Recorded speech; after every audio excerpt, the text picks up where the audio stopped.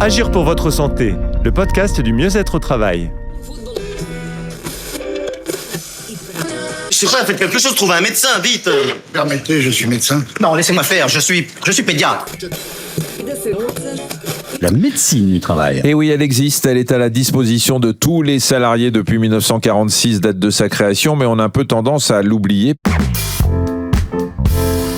Les problèmes de santé et autres troubles psychologiques ne s'embarrassent pas de considérations en ressources humaines.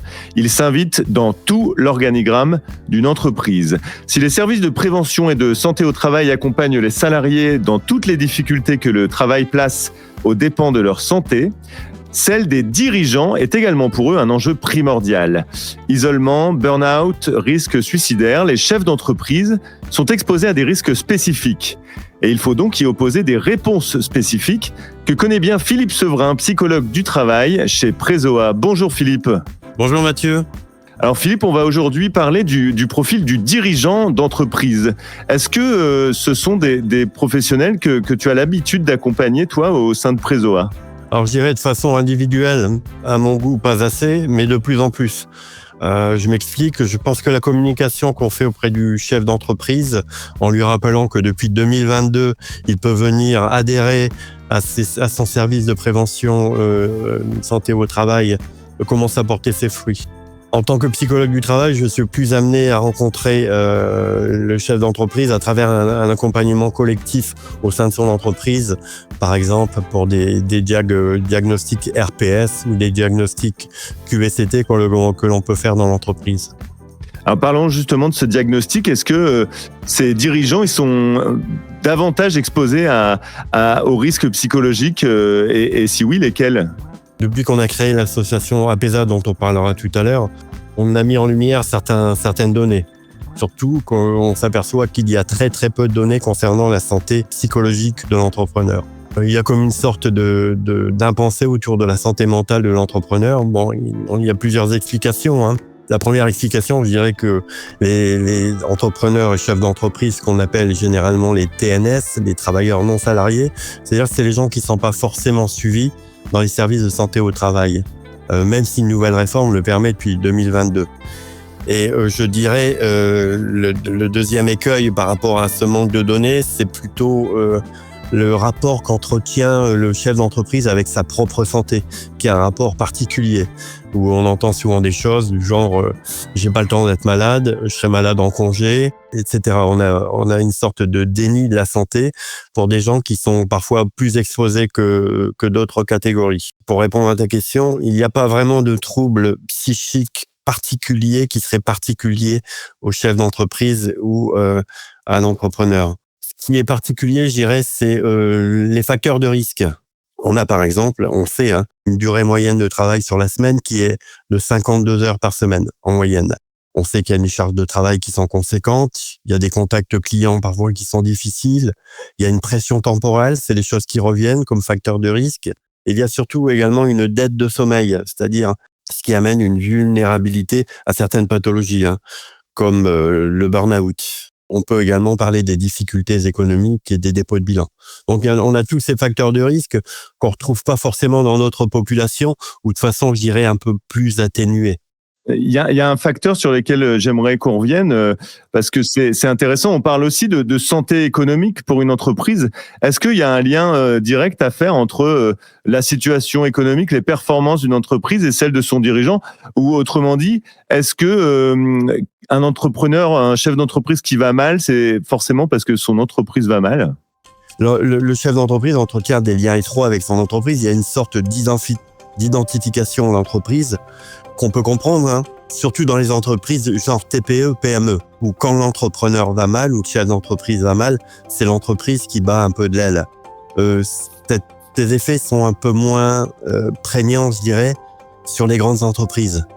Un chef d'entreprise d'une petite entreprise qui va mal, je pense que c'est son entreprise qui va mal parce que c'est une personne généralement qui dirige l'entreprise, parfois sert de RH, parfois tape les payes, etc.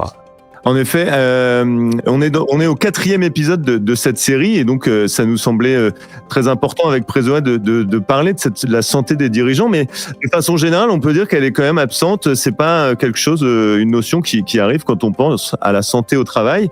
Est-ce que on peut parler d'un tabou ou c'est que, comme tu le disais, un leader, il peut pas être malade? Il y a un peu des deux, hein.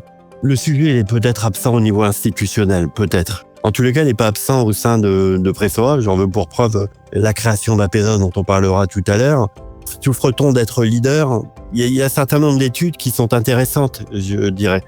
On sait par exemple que sur des indicateurs de santé, particulièrement des indicateurs de santé mentale, sur cette population, par rapport à d'autres populations, donc la population des chefs d'entreprise et d'entrepreneurs, ces personnes-là sont capables de monter plus haut dans la satisfaction, mais plus bas quand ça va mal, avec pour corollaire un sentiment de solitude qui est vraiment prégnant. Et ça revient. C'est quelque chose qui est particulier, cette solitude du chef d'entreprise quand ça va mal. Et ça apporte également une fragilité, hein. On le sait très très bien. Je pense que l'homme est un animal grégaire et par conséquent, il a besoin de vivre plutôt en groupe. Et on sait que quand ça va mal, pour certains chefs d'entreprise, il y a un repli sur soi, ce qui majore certaines pathologies, notamment le burn-out. Alors, on a des fluctuations importantes et j'aimerais tout de suite qu'on revienne justement sur cette association APESA. Est-ce que cette association, en fait, elle vous permet de mieux identifier les cas problématiques, d'être plus rapidement peut-être aux côtés de ces solitudes-là qu'on voit au sommet des entreprises? La philosophie d'APESA, elle est dictée dans son acronyme APESA, c'est l'aide psychologique aux entrepreneurs en souffrance aiguë. Alors, je pense qu'il faut appeler un chat. On entend par souffrance aiguë le risque suicidaire. Un mot de la jeunesse de cette association qui est née en 2013 à Saintes, au tribunal de commerce. Ça part toujours d'un tribunal de commerce où on a constaté qu'il y avait une corrélation entre les dépôts de bilan et les tentatives de suicide.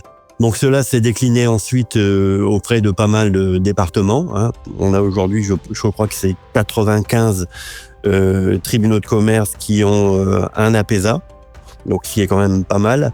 Donc le principe est simple, hein. On va former des sentinelles qui vont détecter des entrepreneurs en souffrance aiguë, donc en risque suicidaire, et avec leur accord, hein, avec l'accord du chef d'entreprise, on va les réorienter vers une plateforme téléphonique où travaillent des psychologues. La personne est rappelée dans l'heure, et ça je pense que c'est important, au cas de risque suicidaire, pouvoir être rappelé rapidement, et si besoin, est réorientée vers un psychologue proche de son lieu de vie. En fait, pour résumer, l'entrepreneur en souffrance aiguë peut bénéficier d'un suivi rapide, confidentiel, proche de son lieu de vie et gratuit, à hauteur de 5 séances pour lui et son conjoint ou sa conjointe, en fait. C'est extrêmement parlant d'avoir fait des tribunaux de commerce, quelque sorte des têtes de pont pour le repérage, la vigilance autour de ce sujet. Donc Philippe, on peut préciser que tu es sentinelle dans ce dispositif APESA. C'est quoi le rôle d'une sentinelle? Et une fois qu'il a identifié une situation problématique, c'est quoi le protocole pour les personnes qui souffrent de ces troubles psychologiques? Une sentinelle, d'abord, c'est une personne qui est formée, hein. C'est une formation d'une demi-journée qui se dispense en visio. C'est une formation qui est gratuite pour les personnes, pour les sentinelles, bien sûr. Et on va essayer de faire en sorte qu'ils puissent détecter les signaux plus ou moins faibles du risque suicidaire. Alors, les signaux d'un risque suicidaire, ça peut être le déni, par exemple. Une personne qui dénie un peu ses difficultés actuelles. Ça peut être quelqu'un qui vit seul. Ça peut être quelqu'un qui est en mauvaise santé. C'est quelqu'un qui parfois n'a plus le soutien de ses enfants ou de sa famille. C'est quelqu'un qui peut être en dépôt de bilan. Donc on a tous ces facteurs de risque, mais on a également des facteurs de protection. Un facteur de protection, c'est à l'inverse. Il faut également voir si la personne est accompagnée. Est-ce que la personne a sa conjointe ou son conjoint qui travaille en dehors de l'entreprise? C'est quand même un facteur de protection. Est-ce que la personne a un suivi régulier auprès d'un professionnel de santé? On peut également s'en intéresser. Donc il y a toutes ces choses-là, en fait, dont on va essayer de discuter avec cette personne et on va remplir une fiche Donc ensuite, la personne est rappelée et la personne est ensuite recontactée. Et la personne est suivie par une psychologue ou un psychologue proche de son lieu d'habitation, en fait. Voilà. Alors, on n'a pas précisé, mais les sentinelles, donc ça peut être des personnels des tribunaux de commerce, par exemple. En fait, la première mouture, je dirais en 2013, c'est une émanation d'un tribunal de commerce parce que c'est là que se passent les choses en fait. La prévalence du burn-out est à 17% chez le chef d'entreprise. C'est à l'identique d'un cadre en entreprise. Ce chiffre-là de 17%, il passe à 33% en cas de dépôt de bilan. Dépôt de bilan dont on sait que c'est la première cause de suicide en France, en tout cas, chez les entrepreneurs et les chefs d'entreprise. Donc en fait, la sentinelle, au départ, on l'a voulu proche de là où ça se passe, là où on peut le détecter, je dirais, en souffrance. Mais nous, on a voulu également, je veux dire, avec APESA 02, élargir le spectre de façon à éviter qu'il y ait des trous dans la raquette. Donc nous, on a également formé des gens de Pressoa, d'accord, parce que nous, on est en capacité de voir également le chef d'entreprise, qui va mal. On a également formé des gens autour des communautés d'agglo, des avocats, des banquiers, là où on voit les choses également. Et puis, je dirais, on va essayer maintenant, prochainement, d'aller vers les élus locaux. Je pense qu'un maire, il est en capacité de voir des choses également. Donc voilà, en fait, on a voulu élargir le profil. Parce que, à tout dire, effectivement, quand les gens sont en dépôt de bilan, il y a vraiment un risque suicidaire. Mais les causes peuvent être différentes également. Quelqu'un qui vient de perdre quelqu'un de proche, sa femme ou un gamin, enfin, il y a un risque également. Donc, on a voulu également élargir le spectre et faire en sorte qu'il y ait moins de trous dans la raquette. C'est vrai que la position du chef d'entreprise est éminemment solitaire, mais il existe un entourage qu'on peut solliciter. Il y a des réseaux d'entreprises, d'entrepreneurs, etc., que tu as bien décrits. J'aimerais, pour terminer, Philippe, te demander un conseil en ta qualité de psychologue pour éventuellement tous les entrepreneurs qui écoutent. Quels sont les signaux qui doivent nous alarmer quand on est en plein stress, quand on doit faire le bilan de son année, d'un bilan économique et que celui-ci est pas terrible, par exemple? Il faut voir le stress comme, j'aime bien l'imager comme une balance avec deux plateaux. Le premier plateau, ce sont les contraintes que tu peux avoir, c'est-à-dire les contraintes de ton environnement. Donc, par exemple, pour le chef d'entreprise, ça peut être des difficultés économiques, mais pas que. Et de l'autre côté du plateau, en fait, pour établir l'équilibre, il faut généralement les ressources qu'on peut mettre en place. Donc, il faut voir le stress, quelque chose comme le stress chronique, c'est quelque chose qui est très, très pernicieux. C'est-à-dire, c'est quelque chose avec lequel on fait chaque jour et qui, chaque jour, nous enfonce un peu plus sans qu'on s'en rende compte. Et c'est ça le problème, je dirais, c'est la capacité, quand on est en souffrance aiguë, de pouvoir porter un diagnostic sur soi-même. C'est très, très, très difficile, parce qu'on a les attitudes de déni dont je te parlais tout à l'heure. C'est pour ça que quand on a un questionnement et on fait une fiche d'alerte, on demande si la personne est accompagnée. C'est généralement l'entourage qui voit les choses. C'est l'entourage qui dit tiens, il y a un changement de comportement soudain. Et la personne n'a pas le même comportement que d'habitude. Il y a parfois des émotions paradoxales. Ça peut être une personne qui est en difficulté et qui peut se mettre à rire, par exemple. Vous voyez, d'où le paradoxe. Il peut y avoir également de la négligence corporelle. On peut avoir également une verbalisation directe ou indirecte d'une mort annoncée et programmée. Il y a une scénarisation parfois du suicide. Je pense que ces personnes-là sont souvent repliées sur elles-mêmes et en difficulté. Et c'est là, en fait, la difficulté. C'est de pouvoir les amener à aller voir quelqu'un ou à se confier, à pouvoir parler.